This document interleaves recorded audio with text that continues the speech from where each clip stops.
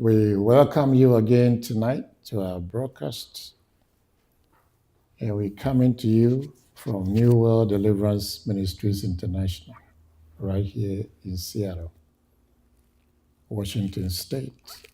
And here is your humble servant, Apostle Ebenezer Aiken. Today, we're looking at a very important man in the Bible. And the question we are asking is this: why is he called? Why is this particular man called a man after God's own heart? I believe many will catch immediately who we might be talking about. So let's just start rolling, and we'll see who we'll be talking about here.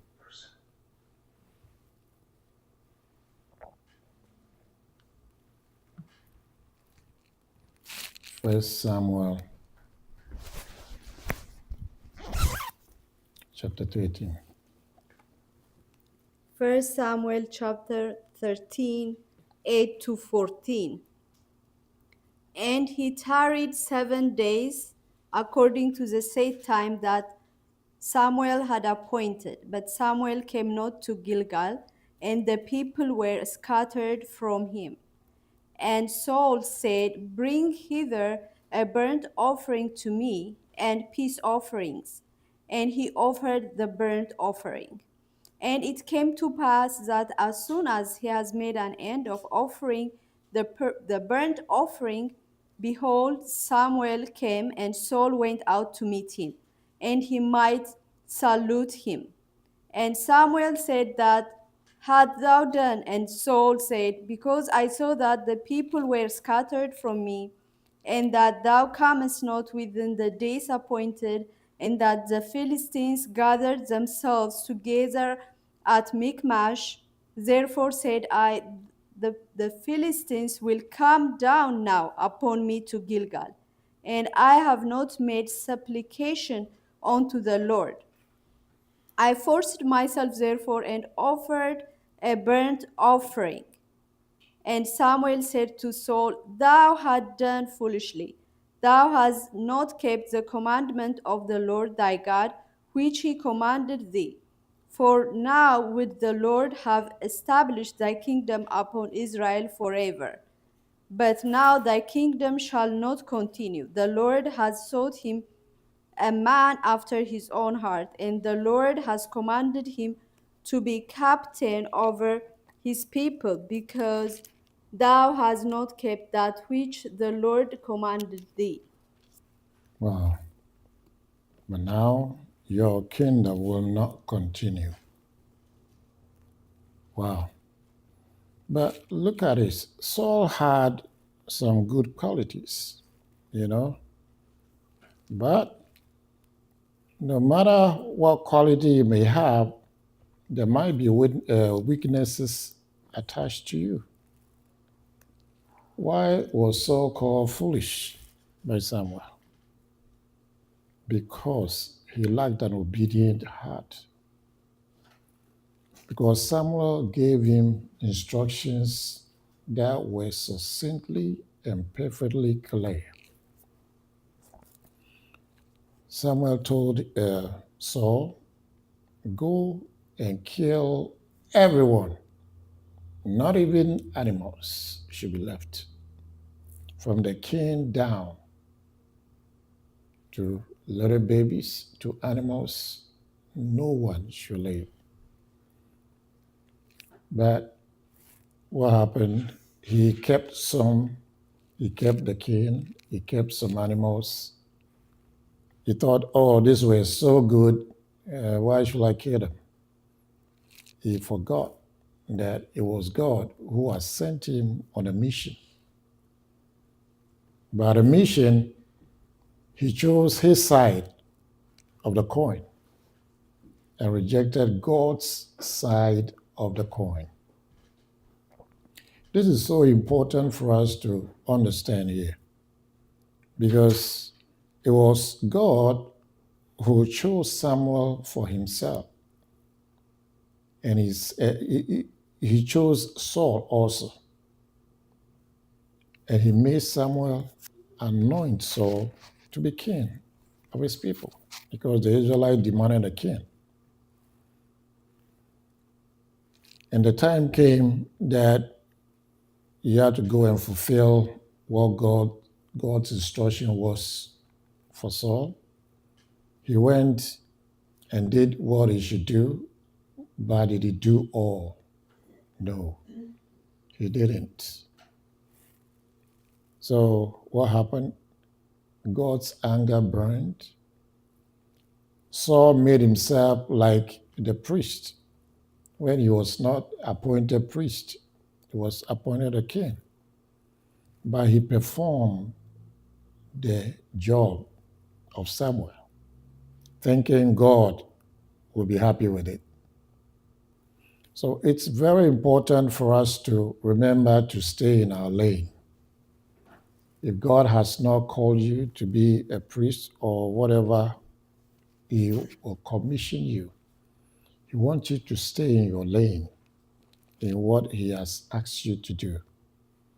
Because in our times, many of us, we don't even see God at all. So whatever feels good for us to do, we think, oh, I can do this for God, and we go ahead and do. And God might not be with us. So this is what happened to Saul. He thought sacrificing himself to God was a proper thing to do because he said they waited for Samuel, and Samuel was on the way coming. But lo and behold, he couldn't wait for Samuel. And he had been listening to some of his people. He was even afraid of what the people would do to him. So he said, hey, bring me the animals. Let me do the sacrifice. And the moment he finished doing it, Samuel showed up. So this is a very important something that God wants us to learn here. That when God asks you to do something, all that you need to do is to close your eyes and do it perfectly. Close your eyes in the sense that don't add or subtract from what God's mission is for you. Because it's exactly what happened to Saul. What God asked him to do, he couldn't finish all. And before we realized, he had done what he shouldn't do. And God's anger came, and see what Samuel said in the verse 13. He said, you have done foolishly. First of all, we see that in the verse 11. Samuel said, what have you done? Why are you giving burnt offering? It is not your duty to do this. Wow. So Saul said, oh, because I saw the people were scattering from me, and they did not come within the appointed days. And you Samuel, you didn't come within the appointed days. And that the Philistines had also gathered together at Michmash. Therefore, I said, oh, look at that. Now the Philistines are coming down on me to Gilgal. And I have not sought the Lord's favor. So I forced myself and offered a burnt offering. Well, at least he said, I had not sought the Lord's favor. He didn't ask the Lord, okay, I don't know what's happened to Samuel. Can I do this, Lord? In those days, when a king has been anointed by God himself, that king, either he's given a prophet or a priest that he can ask something from God from. Sometimes too, the priest himself, God gives him a leeway that he can ask something from God directly. But he did none of that. He didn't wait for Samuel, and he just rose up. He didn't ask God also. So he said, I forced myself to, offer the burnt offering to God. With the same things God says, I hate these people. So go and finish them with their king and everything. Because God alone knows and sees why he has to bring judgment upon some kind of people. Who are we to go and challenge God that, your way is not very fair? Here's a nice sheep I saved for you, God. And now I'm in trouble. Wow. You see, because you have done that, your kingdom will not continue. This is how serious God views disobedience, just like he did to Adam and Eve. Disobedience to God is a very serious offense to him. So I want us to learn this thing, that disobedience to God, whatever you're doing and God gives you direction and you go against that direction, it is you who's putting yourself in trouble. You don't have to look how sumptuous that thing, you look at it, but you see it as sumptuous, but God doesn't. You see that?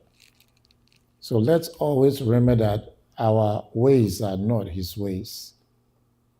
We look on the outside, God looks on the inside. Because what God saw, inside saw, for him to do this was not only the one that made him angry, but he did it out of pride also. Wow. So let's remember this so that we can also learn from and not do like what Saul did. Now, because of this simple thing, what has God done?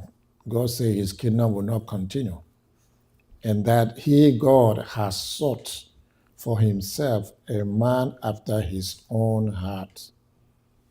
And the Lord has commanded him to be the leader over his people, because you, Saul, have not kept what the Lord commanded you. So this is very important for us to let us understand that whatever the Lord commands us, let's not gloat over it with our own minds and feelings and whatsoever.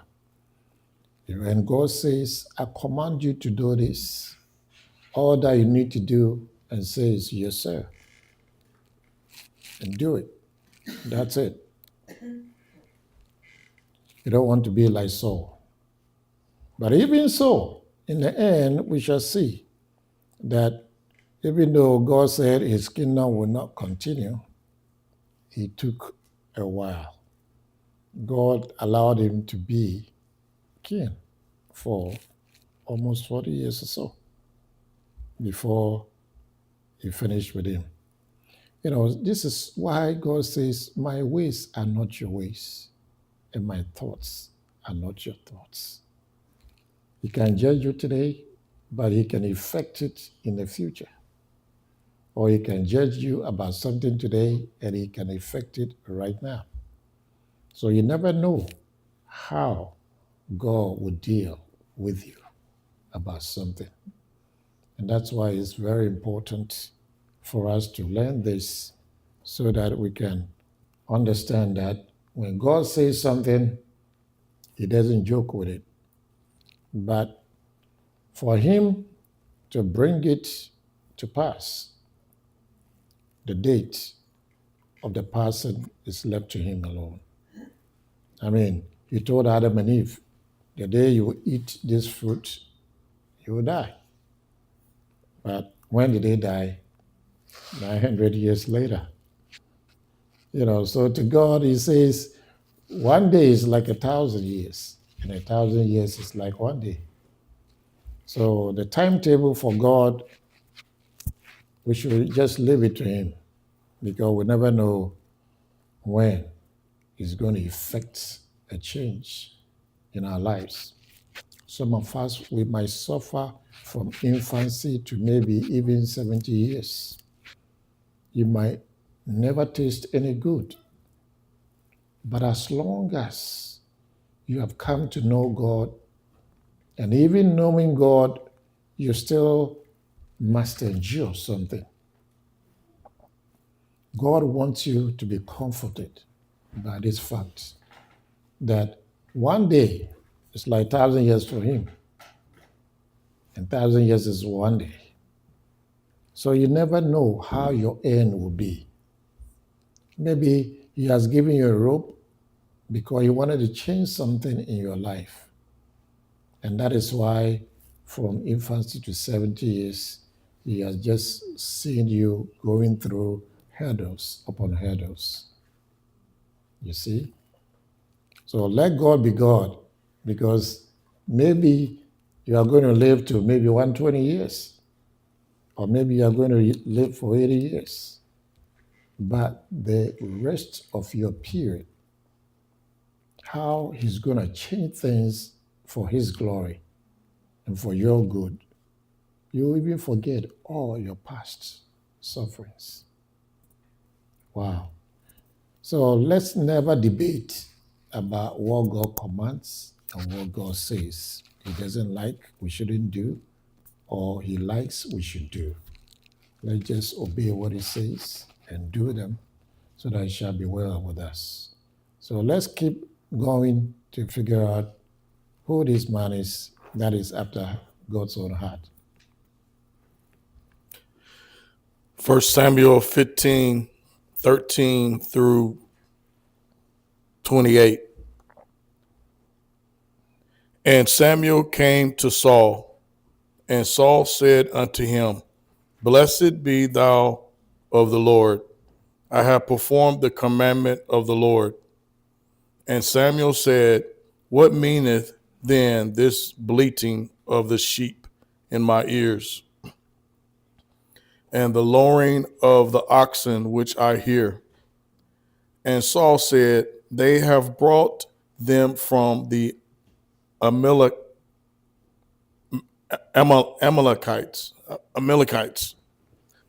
For the people spared the best of the sheep and of the oxen to sacrifice unto the Lord thy God, and the rest we have utterly destroyed.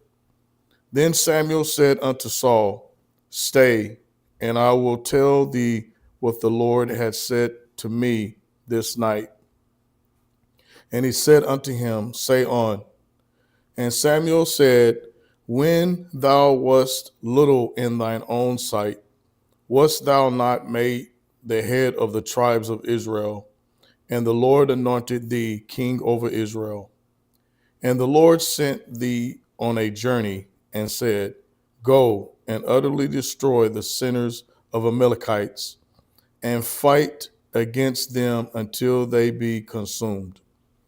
Wherefore then didst thou not obey the voice of the Lord, but didst fly upon the spoil, and didst evil in the sight of the Lord?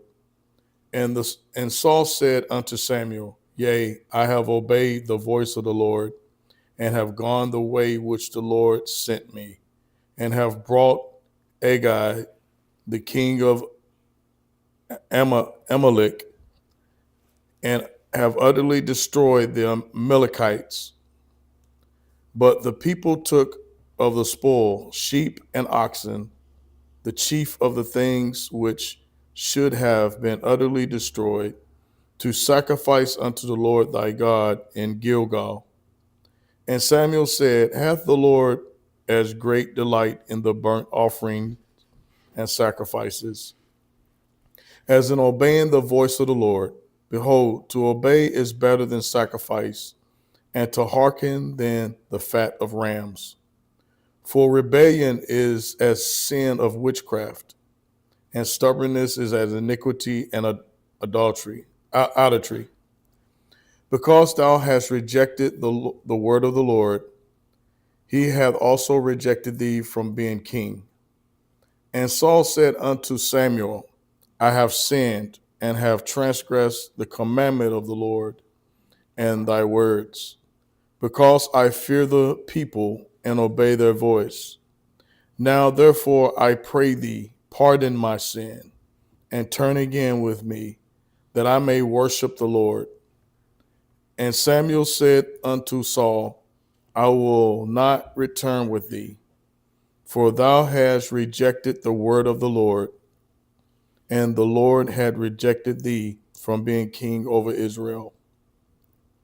And Samuel turned about to go away, and he laid hold upon the skirt of his mantle, and it rent.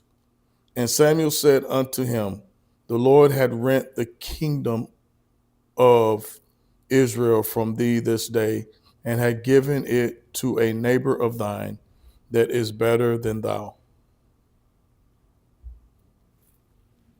Wow. Wow. Read it, 17 to 20 again.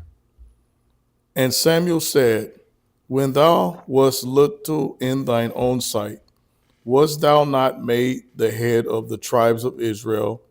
And the Lord anointed thee king over Israel. And the Lord sent thee on a journey and said, go and utterly destroy the sinners, the Amalekites, and fight against them until they be consumed. Wherefore then didst thou not obey the voice of the Lord, but didst fly upon the spoil, and didst evil in the sight of the Lord? And Saul said unto Samuel, yea, I have obeyed the voice of the Lord, and have gone the way which the Lord sent me, and have brought Agag, the king of Amalek, and have utterly destroyed the Amalekites. Wow. See? We see Saul trying to defend what he did. He said, yeah, I did all that the Lord said. You know, I killed Amalekites, I killed the king, I did everything the Lord said. And someone said, really? So what do I hear about the bleating of the goats and all that stuff? Wow. Then what could Saul say? Is that what God is interested in? That you obey what God has said, than to estimate what you think God might accept. So this is just for us to learn the difference between God and human beings. Because God knows why he gives us certain duties to do, we should not be in a position to be same on his level or think we can do him better. It is a mistake of Saul. Whatever God asked him to go and do, he said he did. But he still left some portion with a mind that maybe this look beautiful, so God might, be interested to receive them as a burnt offering. But what was God's instruction? He said, I, God, hate those people. And that is why I'm sending you to go and annihilate that country with everyone in it. Wow.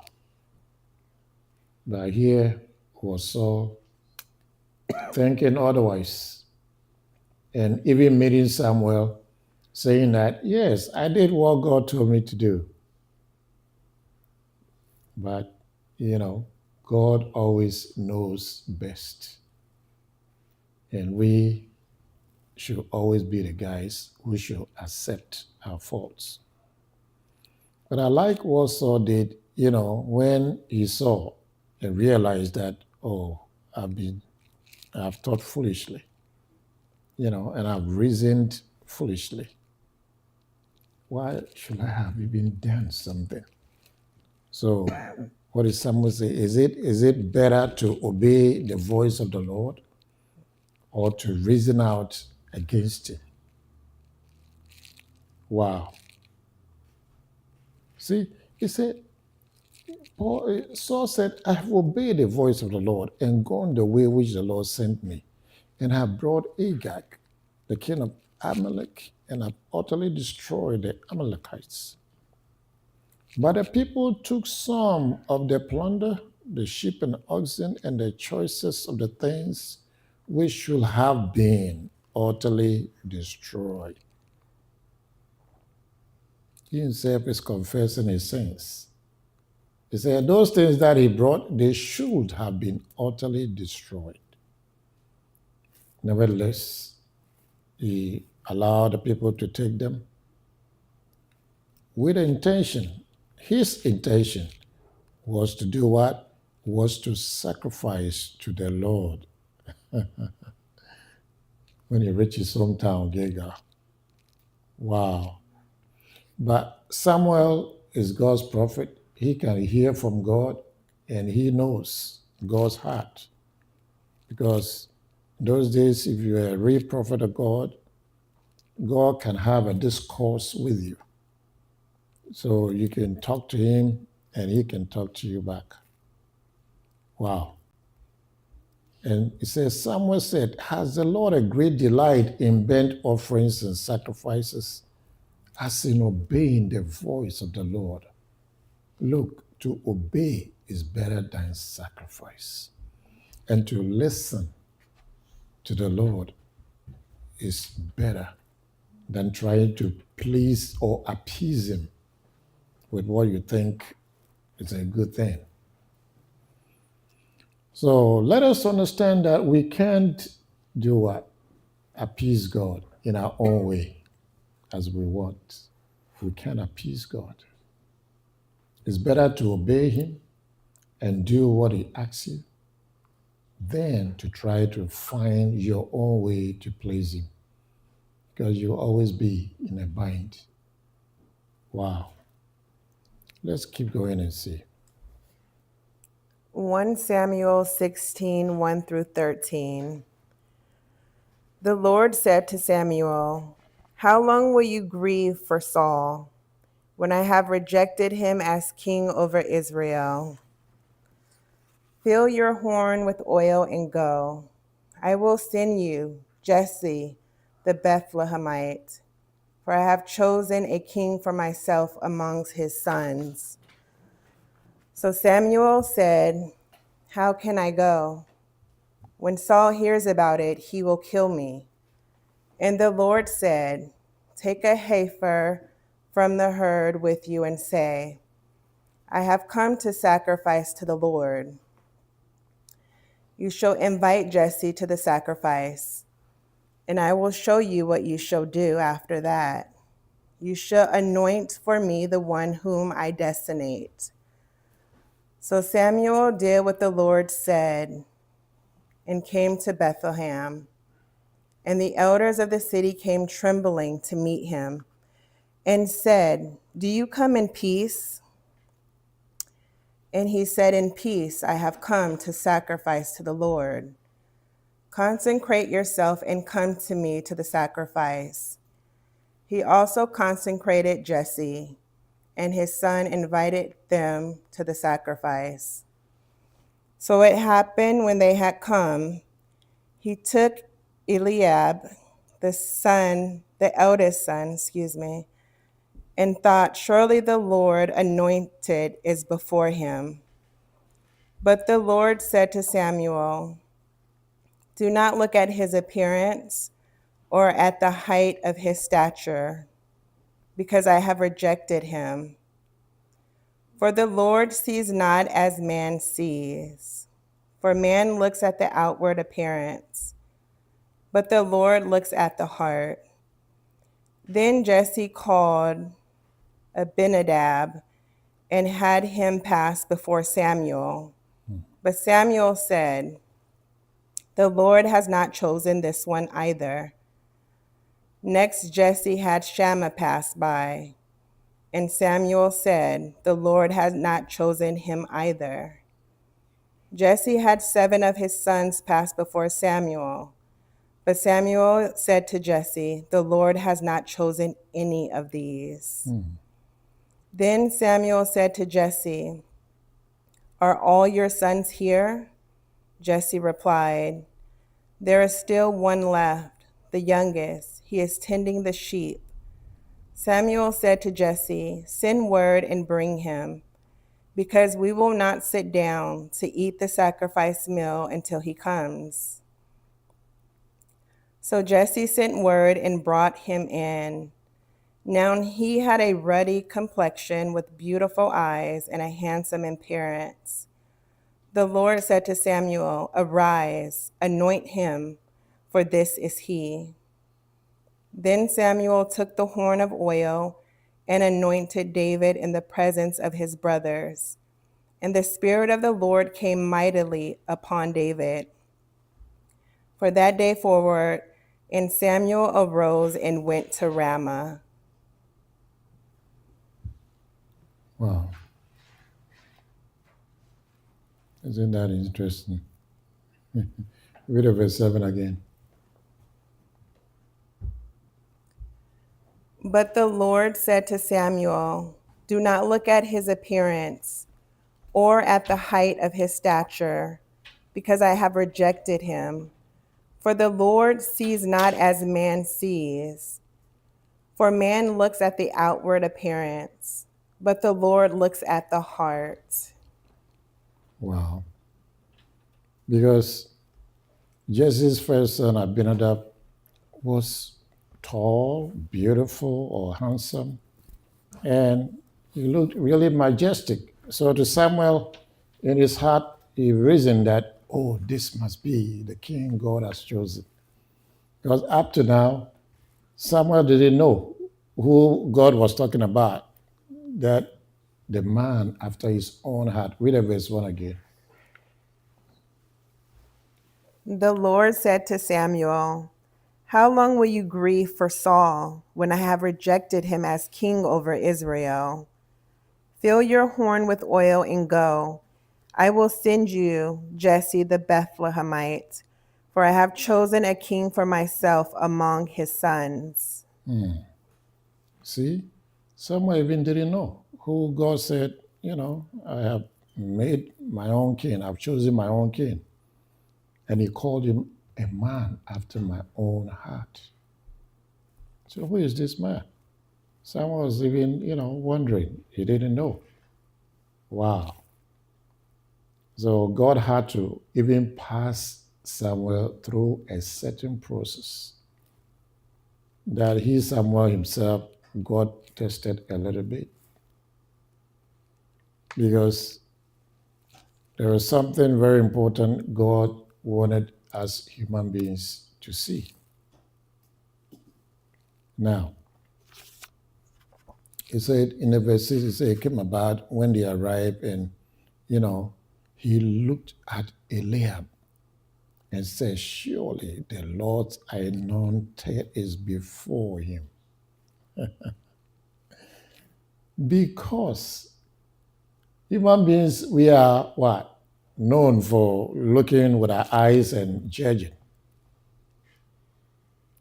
But is it the same way God looks? He said, look, God does not see things as man do, or as man sees. For a man looks on the outside appearance, but God looks at the heart. I believe many of us have heard this again and again and again, the story of David. But we are looking at a process whereby God, who had chosen us from our mother's womb, most of us, we didn't know that today we will belong to God's fold or God's household. But God who knew what he had produced and put on this earth. He said he has purpose for each one of us. And even though he had chosen Saul,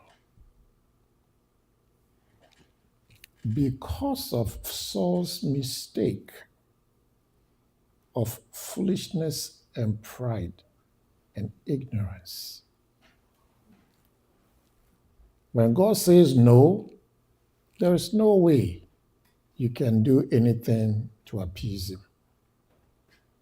God, his judgment will surely come, whether you believe it or not, whether you like it or not. So it's better for us to yield our hearts to the Lord. Because he said the Lord does not see as a man sees.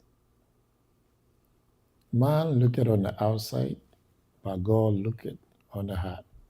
So each one of us, God knows us, and he knows our destiny.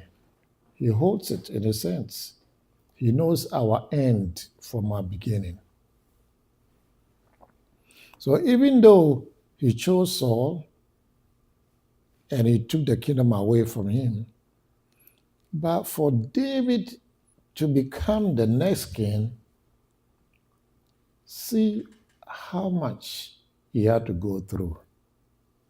In other words, when God wants to do something, he doesn't do it on a silver platter for us. He passes us through his schooling. And you betcha that you won't dodge any classroom that you have to be during his schooling time for you. So whatever you might be going through this day, remember that the God who made you has a purpose for your life. He thinks about the future for you. So you can brainstorm your own future and think, this might be best for me. Because maybe I feel that, yes, I do this well, so probably that's what God has for me. Is that the way God thinks about you? You never know. So let's release our heart to the Lord, because say God looketh on the heart and not on our physical appearance. Beauty fades. So no matter how much handsome you might be, or how much beautiful a woman might be, the end is what matters to God. Are you going to make it to heaven one day? Are you going to stay put as God's beloved, or you cut it short like Saul was cut short in the middle? God, Saul had to learn a very bitter lesson. God allowed demons to torment him, and he had to be chasing after David almost all his life. He had to fight wars, losing and winning some. But his life after God's rejection was not sweet at all.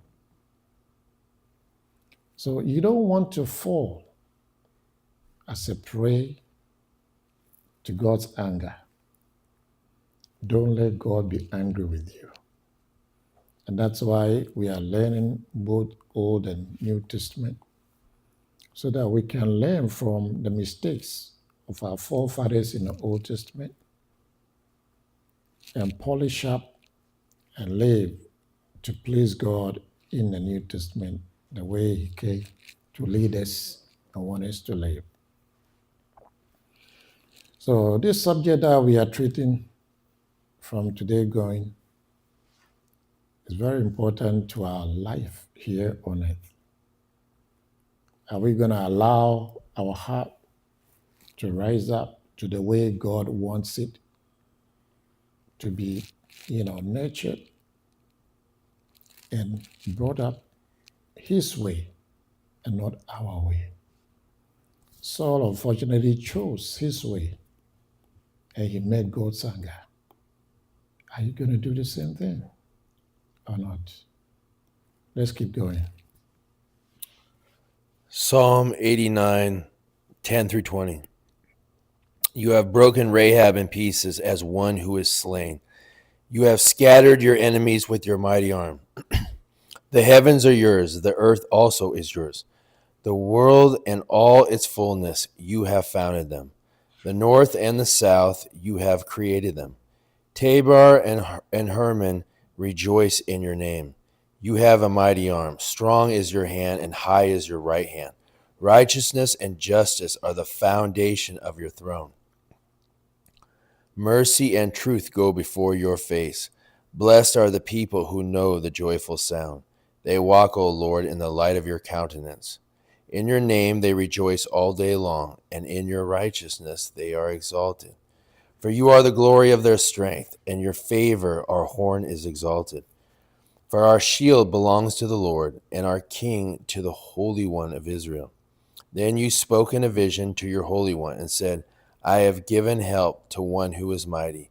I have exalted one chosen from the people. I have found my servant David. With my holy oil I have anointed him. Wow. Read that one again. 20. I have found my servant David. With my holy oil I have anointed him. I have found my servant David, and I have anointed him with my holy oil. God wants us to see the difference between what he chooses and what man chooses. Wow. Read a 19 again. Then you spoke in a vision to your Holy One and said, I have given help to one who is mighty. I have exalted one chosen from the people. Wow. Add it, 20. I have found my servant David. With my holy oil I have anointed him. And he says also, he said, with him my hand will be established. My arm will also strengthen him. In other words, when we allow God to lead us, this is basically what he will do for us. He will honor his name, and he will strengthen his hand upon our lives. That no matter come what may, his hand, who can take you from God's hand? If he, God, is holding your hands, your enemies can do whatsoever. They cannot ever take you from God's hand. And this is why Jesus said when he was on earth, that they that have come to me and I have received them, there is none that can take out of his hand. So if God chose David and anointed him with his own oil, that is how he wants us to remember ourselves this day. In our time, we have heard the gospel, we have believed it.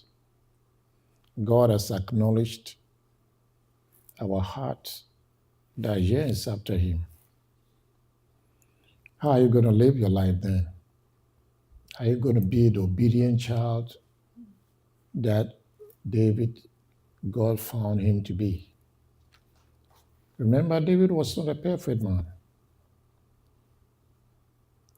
but his heart was always like a deer panting for water. His heart was always panting to be close to this God who chose him from nowhere. Wow. Just, he didn't have a future. All that he knew was the sheep that he was tending and the wild animals that came to fight him to try to steal his sheep, and the enormous presence of God that helped him overcome lions and bears and all these savage wild animals. So David remembers something, that God was the difference in his life. Are you going to see yourself and make God a difference in your life also. So no matter what you are going through, God wants you to understand that just continue to prevail. Continue to stand. Continue to persevere. Because He, God, should be the difference in your life. What is God being a difference in your life is? If you save David from the bears, from the lions, from the what? He can't do it for you? Wow. So David, because he made God his heart's desire, and that's why God favored him above all. He even had to come down on this earth through David's lineage. So imagine the kind of relationship David had with God. Wow. So this is just to help us understand better how much we should treasure this God who has made us, called us out of darkness into his marvelous light. Are we going to live for him? Are we going to live to please him? Or are we going to be like Saul, who continually made mistakes and forced himself to try to even please God in his own way? Don't be like Saul, because you'll see the result. When God lifts you, what do you have next? You only have torments and torture from demons. But God still can provide you with a way out. He needs your heart. Are you going to give it to him? What are you going to do? You are hearing this message to rekindle you as to where you stand. Are you going to make God the difference in your life or what? Let's see something in the New Testament also. Acts 13:10 through 22. And said, O full of all deceit and all fraud, you son of the devil, you enemy of all righteousness, will you not cease perverting the straight ways of the Lord? And now, indeed, the hand of the Lord is upon you, and you shall be blind, not seeing the sun for a time. And immediately a dark mist fell on him, and he went around seeking someone to lead him by the hand. Then the proconsul believed when he saw what had been done, being astonished at the teachings of the Lord. Now when Paul and his party set sail to Paphos, they came to Perga in Pamphylia, and John, departing from them, returned to Jerusalem. But when they departed from Perga, they came to Antioch in Pisidia, and went into the synagogue on the Sabbath day and sat down. And after the reading of the law and the prophets, the rulers of the synagogue sent to them, saying, Men and brethren, if you have any word of exhortation for the people, say on. Then Paul stood up and motioning with his hand said, Men of Israel, and you who fear God, listen. The God of this people, Israel, chose our fathers and exalted the people when they dwelt as strangers in the land of Egypt. And with an uplifted arm, he brought them out of it. Now, for a time of about 40 years, he put up with their ways in the wilderness. And when he had destroyed 7 nations in the land of Canaan, he distributed their land to them by allotment. After that, he gave them judges for about 450 years until Samuel the prophet. And afterwards, they asked for a king. So God gave them Saul, the son of Kish, a man of the tribe of Benjamin, for 40 years. And when he had removed him, he raised up for them David as king, to whom also he gave testimony and said, I have found David, the son of Jesse, a man after my own heart, who will do all my will. Oh, my. Start from the 20 again. No, start from 17. Verse 17, the God of this people, Israel, chose our fathers and exalted the people when they dwelt as strangers in the land of Egypt. And with an uplifted arm, he brought them out of it. Now for a time of about 40 years, he put up with their ways in the wilderness. And when he had destroyed 7 nations in the land of Canaan, he distributed their land to them by allotment. After that, he gave them judges for about 450 years until Samuel the prophet. And afterward, they asked for a king. So God gave them Saul, the son of Kish, a man of the tribe of Benjamin, for 40 years. And when he had removed him, he raised up for them David as king, to whom also he gave testimony and said, I have found David, the son of Jesse, a man after my own heart, who will do all my will. Again, 22. And when he had removed him, he raised up for them David as king, to whom also he gave testimony and said, I have found David, the son of Jesse, a man after my own heart, who will do all my will. Who would do all my will. That is the key difference that made God linger with David in spite of all his flaws. Was a man who would do God's will, rain or shine, snow or hail. In every kind of way. God even gave him opportunity to kill Saul 2 times. He didn't. Why?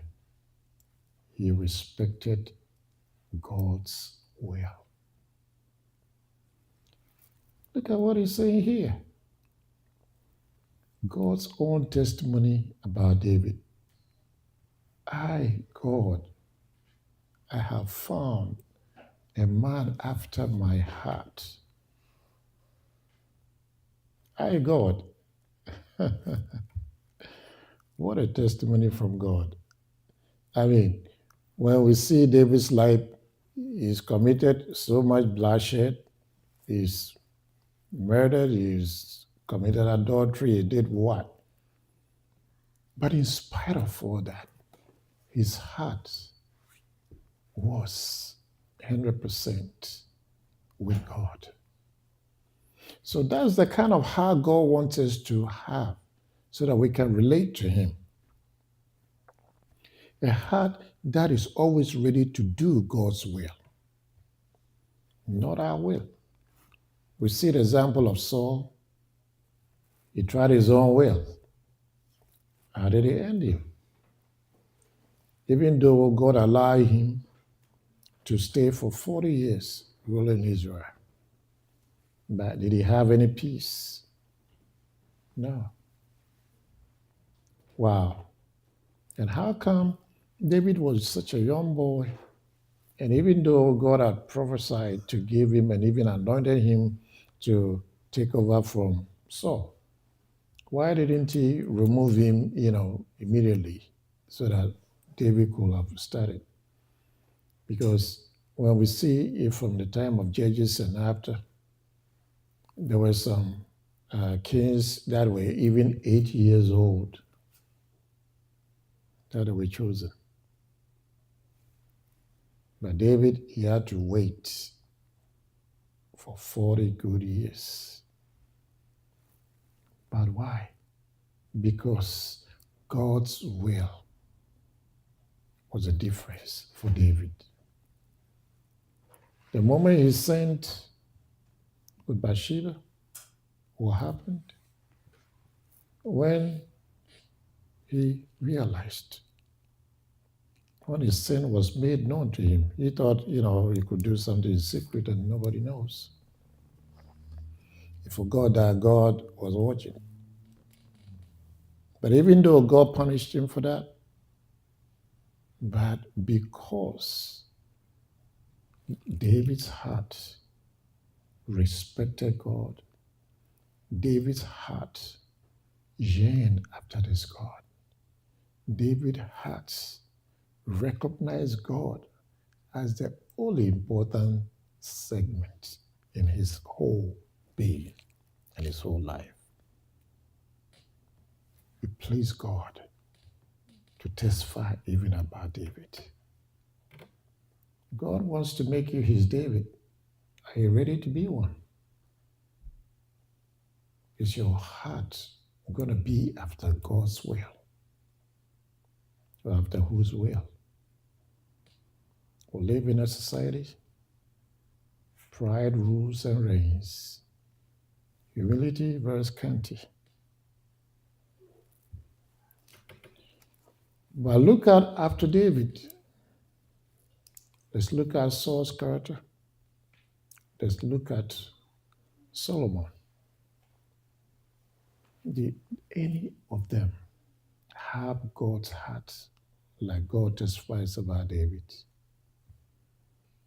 So in a nutshell, God wants us and wishes for us that we can have David's heart so that he can relate to us the way he loved David. Because David loved God with his A to Z. Wow. So if God has done even one favor to you in your life, even one favor, take it as something super important and log on to this and latch on to this one favor and build that relationship with God. Let that one favor never elapse from your life.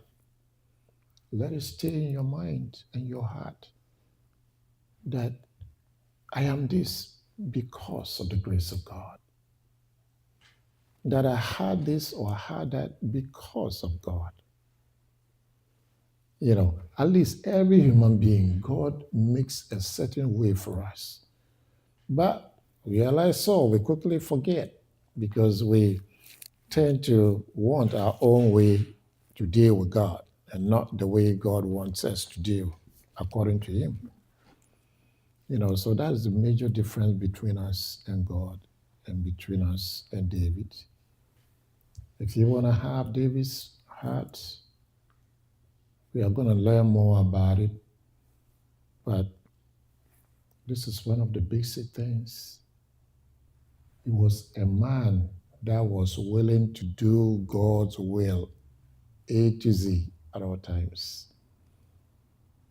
And God was sure about David because he looks on the heart. He saw that his heart was so pure to him, God. Can your heart be so pure to God also? Or you're going to function in such a way because maybe God has disappointed you with not helping you with certain things in life.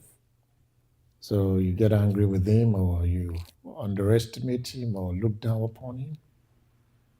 Just take and remember even the one thing God has done in your life